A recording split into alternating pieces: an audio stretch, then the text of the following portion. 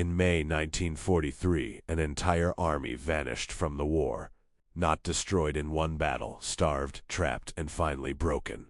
Over 250,000 German and Italian soldiers laid down their weapons in North Africa. It was one of the largest surrenders of the Second World War, and almost nobody talks about it today. This is the story of how Hitler's African dream ended in the sand. By early 1943, the Desert War had turned. Rommel's Afrika Korps, once feared across 2 continents, was retreating into a narrow strip of Tunisia. Behind them, the British Eighth Army, hardened by 2 years of fighting. Ahead, the sea. There was nowhere left to run. The Axis forces were being squeezed from both east and west, and everyone on the ground could feel it. To the west, American and British troops had landed in Morocco and Algeria in November 1942. Operation Torch had opened a second front. Now Axis's forces in Tunisia faced enemies on every side. Field Marshal Rommel warned Berlin that the campaign was lost. Hitler refused to listen. More troops, more supplies, more promises, but the ships carrying them kept sinking in the Mediterranean.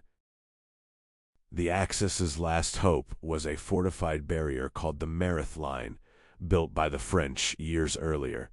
In March 1943, the British Eighth Army under Montgomery attacked it head-on. The frontal assault stalled in the hills, but a flanking column swept wide through the desert, encircling the position from the south.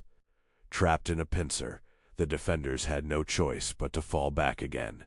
The town of El Hama became a symbol of the collapse. Signs marked captured water points and supply routes as Allied vehicles rolled through streets abandoned by fleeing Axis troops.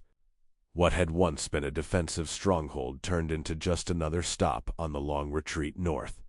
Every mile gained meant less desert left to hide in, and less time before the final collapse arrived. Meanwhile, in the cactus fields near Medellin, exhausted soldiers dug in with whatever weapons remained. Ammunition was scarce. Fuel was almost gone. Men who had once driven deep into Egypt now fought half-starved, defending scraps of Tunisian farmland. The romantic image of desert warfare was long gone. This was a slow, grinding collapse fought village by village, ridge by ridge. Rommel himself left North Africa in March 1943, worn down by illness and by a war he already knew was lost. Command passed to General von Arnim. It fell to him to manage what was, by then, an impossible situation, an army with its back to the sea, cut off from resupply, facing 2 Allied armies closing in from opposite directions with overwhelming numbers. By April, the pocket-holding Axis forces had shrunk dramatically. Tunis and Bizerti, the last major ports, became the final objectives for the Allies. Losing them would mean losing any hope of evacuation across the Mediterranean, the same route that had once carried German reinforcements to Africa. Now that route was the only way out, and it was closing fast. By April, the pocket-holding Axis forces had shrunk dramatically. Tunis and Bizerti, the last major ports, became the final objectives for the Allies. Losing them would mean losing any hope of evacuation across the Mediterranean, the same route that had once carried German reinforcements to Africa. Now that route was the only way out, and it was closing fast. With no ports left, no fuel, and no way to escape, entire divisions began surrendering across the Cape Bon Peninsula. Some commanders tried to organize a last evacuation by sea, but Allied air and naval power made it nearly impossible. Ships that did attempt the crossing were sunk before reaching Sicily. The African campaign was ending not in battle, but in mass surrender. On May 13, 1943, the last organized Axis resistance in Tunisia collapsed. General von Arnim was captured. General Giovanni Mess, commanding the Italian First Army, surrendered soon after.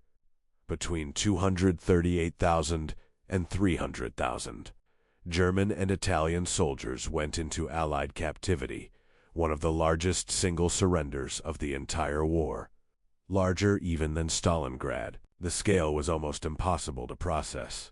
Long columns of prisoners stretched for miles across the Tunisian countryside, marching toward hastily built holding camps. Soldiers who had fought in the desert for 2 years, some since the earliest battles against the British in 1940, now walked into captivity together, exhausted but somehow relieved that the fighting was finally over. At camps like Gromalia, tens of thousands of prisoners waited under the open sky, guarded by soldiers who just weeks earlier had been trying to kill them.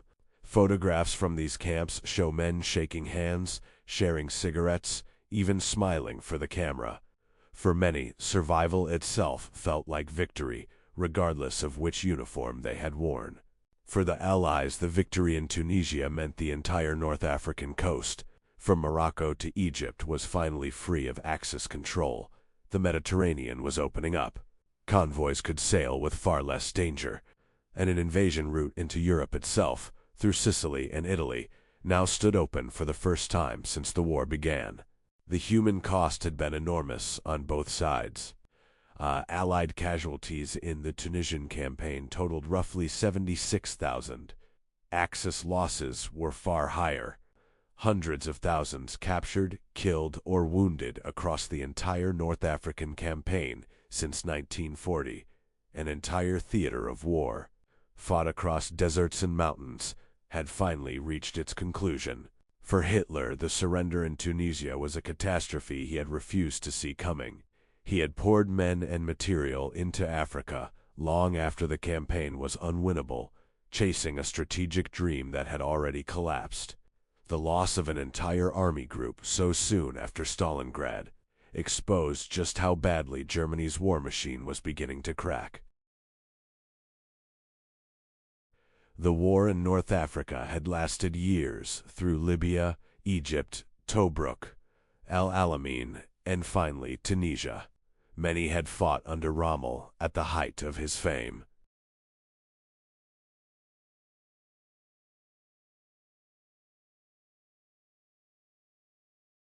America and beyond. Winston Churchill called the Tunisian victory a turning point, one that opened the door to the invasion of Sicily just weeks later. For the first time since 1940, Axis's forces had been completely cleared from an entire continent. The desert war that had defined years of fighting in newsreels and headlines around the world was finally, truly over. Today, the Tunisian campaign is often overshadowed by Stalingrad, D-Day, and the larger battles that followed. But in May 1943, it was headline news everywhere. 250,000 men surrendering in a matter of days was almost impossible to comprehend, even for people who had already lived through years of staggering wartime losses. The fall of Tunisia marked the true end of the war in Africa, and the beginning of the long Allied push back into Europe. It's a story of collapse, endurance, and an army pushed until there was simply nowhere left to go. 2 years of desert war ended not with a final battle, but with hundreds of thousands of soldiers walking quietly into captivity.